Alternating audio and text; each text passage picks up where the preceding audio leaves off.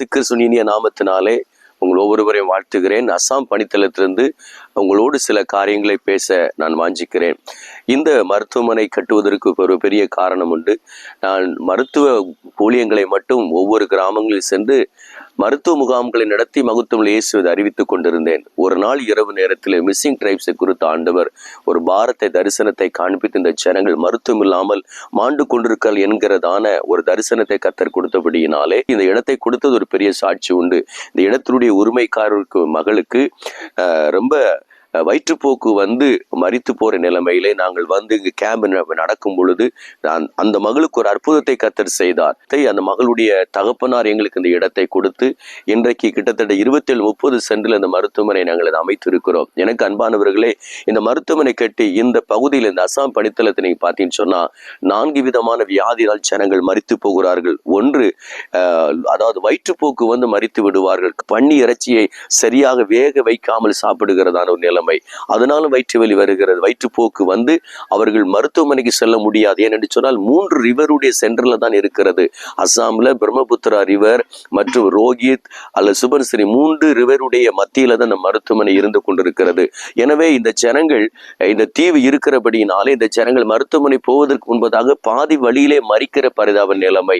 வயிற்றுப்போக்குனால் மரிக்கிறார்கள், டெலிவரினால மரிக்கிறார்கள், தண்ணீரில் மீன் பிடிக்கும் பொழுது தண்ணீரை நடக்கும் பொழுது மரித்து விடுகிற பரிதாப நிலைமை. 4வது பார்த்தீங்கன்னாக்கா பயங்கரமான விஷ பாம்புகள் கடித்து மரித்து விடுகிறார்கள். இப்படிப்பட்ட 4 வித இன்னும் அநேக வியாதிகள் இருக்கிறது. இந்த வியாதியில் அந்த ஜனங்கள் மரிக்கிற பரிதாபமான நிலைமை என் ஆண்டவருடைய சமூகத்தில் எட்டினபடியினால் ஆண்டவர் ஜனங்களை குறித்த ஒரு பாரத்தை கொடுத்தார். ஆண்டவர் கிருபையினாலே அந்த பாரத்தினுடைய 2019ஆம் ஆண்டு இந்த மருத்துவமனை கட்டி முடித்து இன்றைக்கு இந்த மருத்துவமனை செயல்பட்டு கொண்டிருக்கிறது. இப்பொழுது அநேக இந்த தீவிலிருந்து 23 பிள்ளைகளை ஏற்கனவே படிக்க வைத்து நம்முடைய மருத்துவமனையில் பணியாற்றி கொண்டிருக்கிறார்கள். இன்னும் 19 பிள்ளைகள் நம்முடைய தமிழ்நாட்டிலே படிக்க வைத்து கொண்டிருக்கிறோம். காரணம், அவர்கள் எல்லாம் படித்து அந்த ஜனங்களுக்கே வந்து சேவை செய்வதற்காக முன் இருக்கிறார்கள்.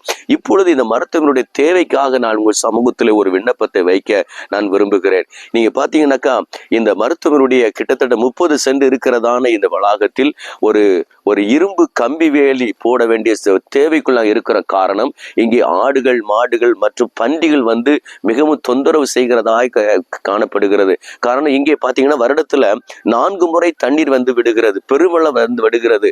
அந்த பெருவெள்ளம் வருகிறபடினால்தான் நீங்க மருத்துவமனை பாத்தீங்கன்னாக்கா இந்த மருத்துவமனை கிட்டத்தட்ட ஒரு 6-7 அடி உயரத்துல பில்லர் போட்டுதான் மேல நாங்கள் எழுப்பியிருப்போம். அந்த பில்லருடைய எண்டிங் வரைக்கும் தண்ணி வந்து விடும். அப்படி என்றால் எங்களுடைய மருத்துவமனை வருடத்துல 4 முறை தண்ணீர் தான் இருக்கும். அப்படிப்பட்ட ஒரு சூழ்நிலைமை. எனவே இந்த இடத்துல நாங்கள் மண்ணை இன்னும் கொஞ்சம் உயர்த்தி 30 சென்டில் மண்ணை கொஞ்சம் உயர்த்தி இந்த ஃபென்சிங் போர்டு கிட்டத்தட்ட 30 சென்டிற்கும் நாங்கள் ஒரு ஃபென்சிங் போட வேண்டிய ஒரு நிலைமை இருக்கிறது. பார்த்தீங்கன்னாக்கா இதுதான் எங்களுடைய ஃபென்சிங். இப்பொழுது மூங்கில்னாலே நாங்கள் இந்த ஃபென்சிங்கை வைத்திருக்கிறோம். இந்த மூங்கிலுடைய ஃபென்சிங் கொண்டு ஆடுகளும் பன்றிகளும் உள்ளே வந்து ரொம்ப தேர்ட்டி ஆக்குறது, ரொம்ப அசிங்கப்படுத்தி கொண்டிருக்கிறது. இது எங்களுடைய டாய்லெட் பார்த்தீங்கன்னா இதுதான் எங்களுடைய அசாமில் இப்படிப்பட்ட ஒரு சூழ்நிலைமை தான் இன்றைக்கு எங்களுடைய மருத்துவமனை செயல்பட்டு கொண்டிருக்கிறது. பில்டிங்குடைய அண்டர் கிரவுண்ட்ல பார்த்தீங்கன்னாக்கா இது டாய்லெட், அதை சுற்றி நீங்கள் பார்த்தீங்கன்னா பில்லர், அதை சுற்றிக்கும் இருக்கிறதான அது வந்து நர்சிங் குவார்ட்டர்ஸ், டாக்டர் குவார்ட்டர்ஸ்லாம் நீங்கள் பார்த்தீங்கன்னா மூங்கில்னால செய்யப்பட்ட வீடுகளில் தான் எங்களுடைய மருத்துவர்களும் எங்களுடைய தாதிமார்களும் தங்கி இருக்கிறார்கள். இன்னும் 2-3 குவார்ட்டர்ஸ் தேவைப்படுகிறது. நீங்கள் பார்த்தீங்கன்னா இதே போல நீங்கள் பார்க்கிற மூங்கில் குவார்ட்டர்ஸ் கட்ட வேண்டும். கிட்டத்தட்ட 1,50,000 ரூபாய் அதற்காக தேவைப்படுகிறது. அதை சுற்றிலும் நாம் இந்த ஃபென்சிங் போட வேண்டிய தேவை இருக்கிறபடினா இதை பார்த்து கொண்டிருக்கிற ஜனங்கள் கர்த்தர் இடைப்பட்டால் பேசினால் நீங்க உதவி செய்ய முன் வரலாம். அது மாத்திரமல்ல, மருத்துவமனைக்கு உள்ள நீங்க நாம செல்லும் பொழுது இங்கே சில தேவைகள் காணப்படுகிறது. இது நம்முடைய மருத்துவமனை, நம்ம இன்சைட்ல நம்ம வருகிறோம். இது மருத்துவமனையினுடைய இது கிட்டத்தட்ட 1600 ஸ்கொயர் ஃபீட்ல இந்த பில்டிங்கை நம்ம கட்டி இருக்கிறோம். இப்பொழுது தேவை நமக்கு இந்த இடத்துல ரூம் தனியாக நாம் எடுக்க வேண்டும். காரணம், இது வந்து கேஷுவாலிட்டி மாதிரி பயன்படுத்த வேண்டும். நம்ம இடம் நெருக்கடி பற்றாக்குறை. இந்த 1600 ஸ்கொயர் ஃபீட்லேயே இந்த மருத்துவம் நாம் செயல்பட்டு கொண்டிருக்கிறது. இது இந்த பக்கத்துல ஒரு காமன் அண்டு ஸ்டாஃபுகள் யூஸ் பண்ணக்கூடிய டாய்லெட், இது ஒரு பாத்ரூம் கட்ட வேண்டும். இது பார்த்தீங்கன்னா இது ஒரு ஆஃபீஸ், இதுதான் நம்முடைய ஆஃபீஸ். இந்த இடத்துல பார்த்தீங்கன்னா இது டாக்டருடைய கன்சல்டேஷன் ரூம், இது பார்மசி. ஸோ இதுதான் ரிசப்ஷன், இது ரிசப்ஷன்.